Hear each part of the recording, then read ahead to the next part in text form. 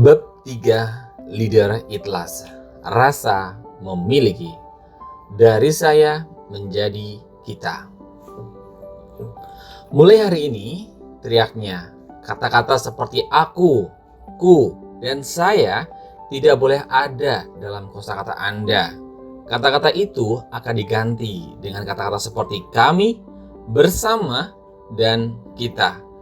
Dari sinilah semua ini berawal. Pikiran George berkecamuk. Dia benar-benar yakin saat memutuskan untuk berangkat ke tempat yang dia tuju. Tetapi begitu dia sampai di sana, dia merasa telah membuat kesalahan terbesar dalam hidupnya. Namun itu tidak penting lagi sekarang. Setiap pikiran tentang apa yang bisa dia lakukan atau yang seharusnya dia lakukan akan disela oleh seseorang yang berteriak beberapa sentimeter di depan wajahnya. Perasaan gembira yang dirasakan sebelumnya langsung digantikan perasaan tertekan, terkucil, dan tak berdaya. George adalah bagian dari proses yang telah berlangsung ribuan kali sebelum dia dan tak terhitung beberapa kali sesudah dia. Proses ini telah diasah selama bertahun-tahun melalui berbagai macam uji coba. Proses inilah yang mengubah seseorang menjadi marinir Amerika Serikat. Itu dimulai pada dini hari ketika sekelompok calon anggota baru dalam keadaan yang lelah dan bingung tiba di salah satu dari dua kamp pelatihan di pantai timur dan di pantai barat. Para calon anggota tersebut disambut oleh para instruktur yang berwajah merah. Suara para instruktur sudah berubah menjadi serak karena bertahun-tahun menegangkan pita suara mereka. Suara mereka segera dengan jelas menyatakan siapa yang bertanggung jawab di tempat itu. Inilah petunjuknya. Itu bukan suara calon anggota baru. Setelah 13 minggu yang melelahkan, masing-masing marinir diberi lencana Korps Marinir Amerika Serikat yang berlambang elang, bola dunia, dan jangkar dalam satu bingkai simbol bahwa mereka telah menyelesaikan proses latihan dan diterima di kesatuan. Banyak yang menggenggam erat lencana mereka dan merasakan kebanggaan yang begitu kuat sehingga mereka menitikkan air mata. Ketika mereka baru tiba di kamp pelatihan, masing-masing calon anggota merasa tidak aman dan bertanggung jawab hanya atas diri mereka sendiri. Setelah menjalani latihan, mereka merasa yakin dengan kemampuan mereka sendiri, berkomitmen dan bertanggung jawab terhadap sesama marinir, serta mendapat kepastian bahwa rekan-rekan mereka juga merasakan hal yang sama.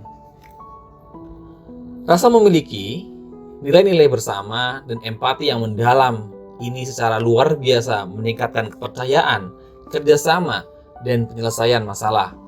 Marinir Amerika Serikat lebih siap menghadapi bahaya dari luar karena mereka tidak mengkhawatirkan bahaya dari dalam korps mereka.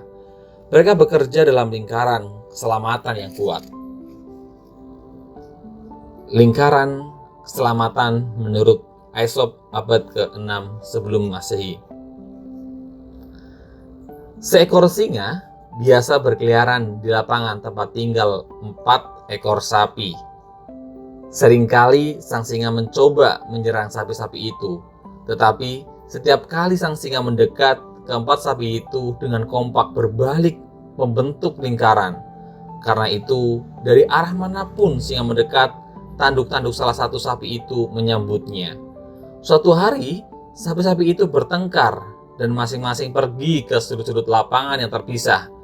Kemudian, singa itu menyerang mereka satu demi satu dan segera menghabisi keempat sapi itu.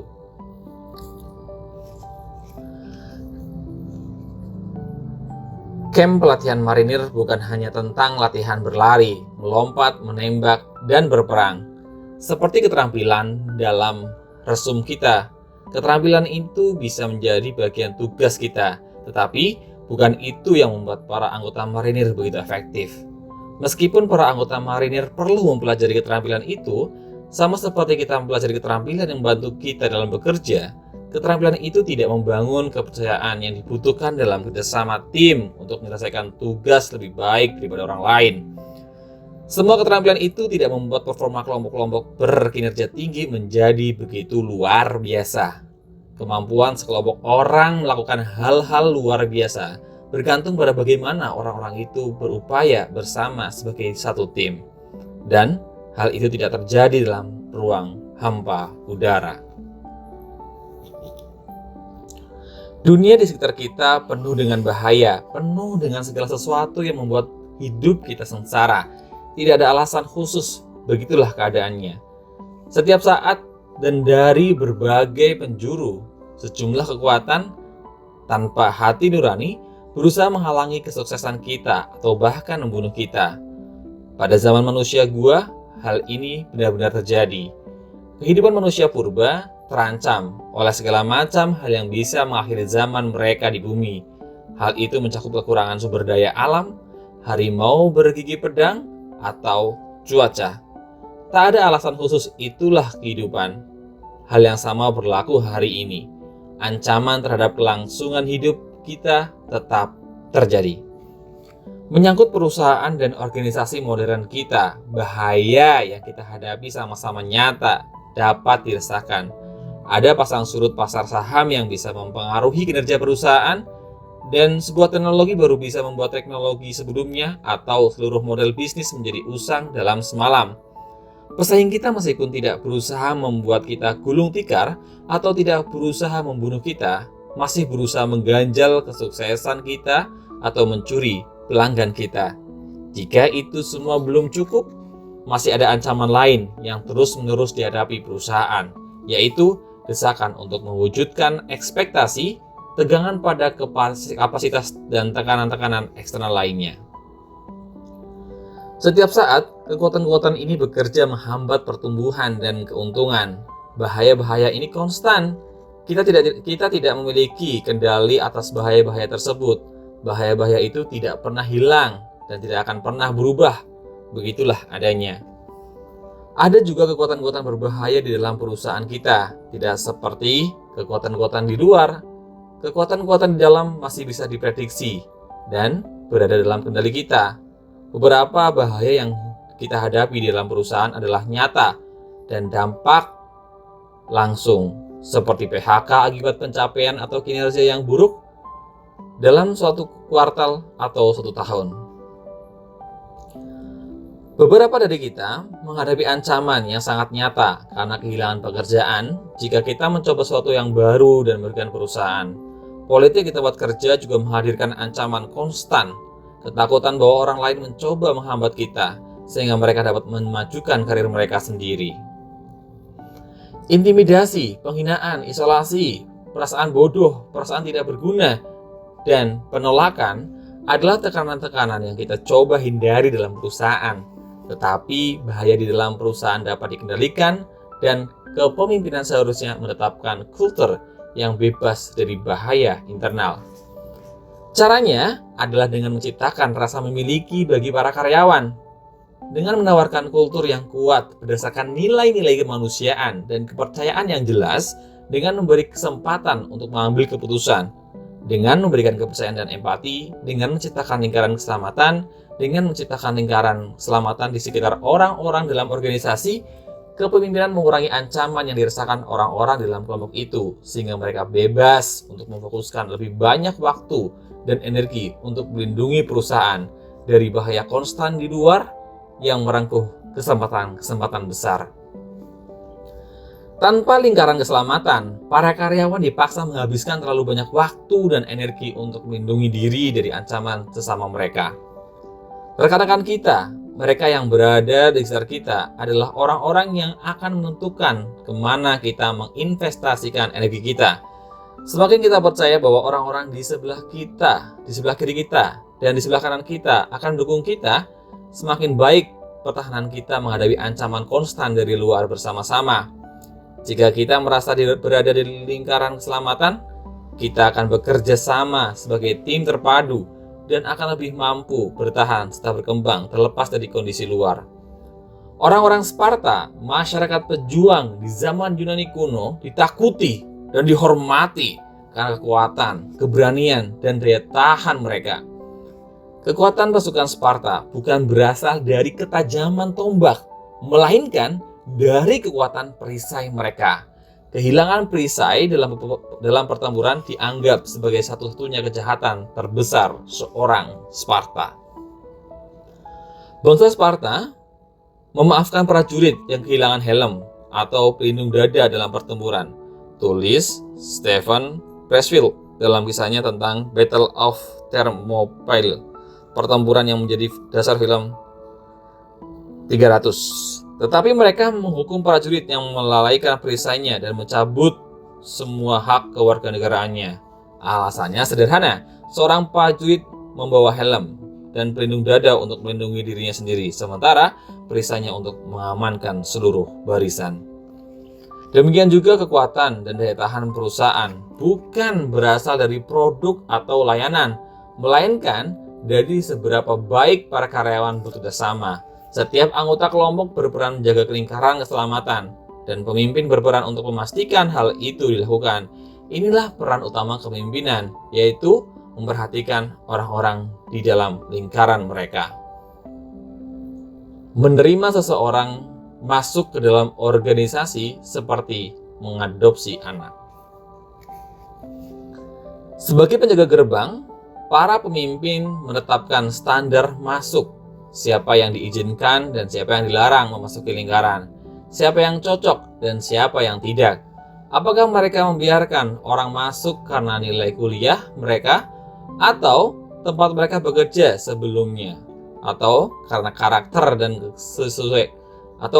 dan kesesuaian mereka dengan kultur perusahaan.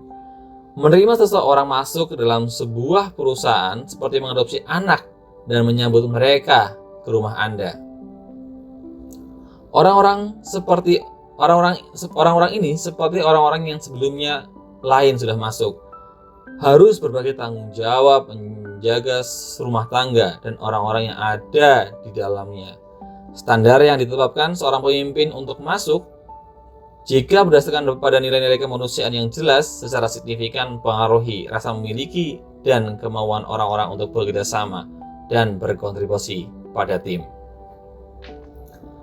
Pemimpin juga bertanggung jawab atas seberapa luas perkembangan lingkaran keselamatan itu. Sebuah organisasi kecil, karena ukurannya lebih peka terhadap bahaya dari luar, ia juga lebih mudah mengelola lingkaran. Usaha kecil seringkali berupa kumpulan teman yang sudah saling mengenal dan saling percaya. Hanya sedikit birokrasi yang dibutuhkan agar orang-orang di dalam lingkaran tetap aman dari bahaya internal. Namun, begitu sebuah organisasi bertumbuh, para pemimpin di puncak harus mempercayai lapisan-lapisan manajemen untuk memperhatikan orang-orang yang menjadi tanggung jawab mereka. Ketika orang-orang dalam birokrasi hanya berupaya melindungi diri mereka sendiri, kemajuan perusahaan melambat dan perusahaan menjadi lebih rentan terhadap ancaman dan tekanan eksternal. Hanya ketika lingkaran keselamatan mengelilingi semua karyawan dalam perusahaan dan tidak hanya beberapa karyawan atau 1-2 departemen, manfaatnya terwujud sepenuhnya. Para pemimpin yang lemah adalah mereka yang hanya memperluas manfaat lingkaran keselamatan pada sesama eksekutif senior dan beberapa orang lainnya yang terpilih. Mereka saling peduli, tetapi mereka tidak melakukan hal yang sama terhadap orang-orang di luar lingkaran dalam mereka. Tanpa perlindungan pemimpin, semua orang di luar lingkaran dalam dipaksa bekerja sendiri-sendiri atau dalam sekelompok-kelompok kecil untuk melindungi dan memajukan kepentingan mereka sendiri. Alhasil, ruang-ruang isolasi terbentuk, kubu-kubu politik bermunculan, kesalahan ditutup-tutupi, penyebaran informasi melambat, dan kecemasan segera menggantikan kerjasama dan rasa aman. Sebaliknya, pemimpin yang kuat memperluas lingkaran keselamatan dengan memasukkan setiap orang yang bekerja untuk organisasi tersebut. Tidak ada manfaatnya melindungi diri sendiri, dan hal itu justru melemahkan kemampuan kekuasaan untuk bertahan. Dengan standar yang jelas untuk masuk dalam lingkaran dan lapisan kepemimpinan yang kompeten, serta mampu memperluas batas lingkaran, organisasi tersebut semakin kuat dan siap menghadapi tantangan. Mudah diketahui kapan kita berada di lingkaran keselamatan, karena kita bisa merasakannya. Kita merasa dihargai rekan kita dan diperhatikan atasan kita. kita menjadi benar-benar yakin bahwa pemimpin organisasi dan semua pihak yang bekerja sama dengan kita mendukung kita dan akan melakukan sebisa mereka untuk membantu kita sukses. Kita menjadi anggota kelompok itu, kita merasa cocok ketika kita yakin bahwa orang-orang di dalam kelompok itu, orang-orang dalam lingkaran akan memperhatikan kita. Hal ini menciptakan lingkungan pertukaran informasi dan komunikasi yang efektif. Hal ini fundamental untuk mendorong inovasi, mencegah masalah semakin parah, dan membuat organisasi lebih siap mempertahankan diri dari bahaya dari luar dan meraih peluang. Ketiadaan lingkaran keselamatan menimbulkan paranoia, sinisme, dan kepentingan pribadi. Tujuan mempertahankan lingkaran keselamatan adalah agar kita dapat menginvestasikan seluruh waktu dan energi kita mencegah bahaya dari luar. Itu alasan yang sama mengapa kita mengunci pintu pada malam hari. Tidak hanya perasaan aman memberi kita ketenangan pikiran, tetapi juga dampak positif terhadap organisasi itu sendiri sungguh luar biasa. Jika lingkaran itu kuat dan rasa memiliki itu tersebar luas, hasilnya adalah kolaborasi, kepercayaan, dan inovasi. Ini adalah poin penting. Kita tidak bisa menyuruh orang-orang untuk mempercayai kita. Kita tidak bisa menginstruksikan orang-orang untuk memunculkan gagasan besar. Dan kita tentu tidak bisa menuntut orang-orang untuk bekerja sama. Itu semua bisa terwujud jika ada rasa aman dan saling percaya di antara orang-orang yang bekerja sama dengan kita. Jika lingkaran keselamatan itu kuat, kita bisa berbagi ide, berbagi kepandaian, dan berbagi beban stres. Masing-masing keterampilan dan kelebihan kita menjadi semakin kuat untuk bersaing dan menghadapi bahaya di dunia luar dan memajukan kepentingan organisasi secara jauh lebih efektif. Namun, ada timbal baliknya. Pemimpin ingin merasa aman juga. Tidak peduli apa posisi kita dalam menjaga kekuasaan, tetapi setiap orang ingin dihargai dalam kelompoknya. Jika kita mengalami hari yang buruk di tempat kerja dan berdampak pada kinerja kita berharap atasan kita tidak meneriaki kita, tetapi bertanya, apakah Anda baik-baik saja? Demikian juga, kita sebagai anggota lingkaran memiliki tanggung jawab kepada para pemimpin kita. Itulah yang membuat kita berharga bagi mereka.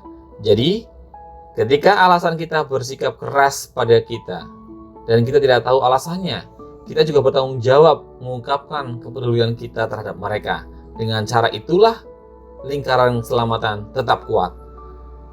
Entah Anda memegang peran kepemimpinan atau tidak, pertanyaannya adalah bagaimana rasa aman Anda di tempat kerja. Demikian, terima kasih. Lanjut ke bab 4.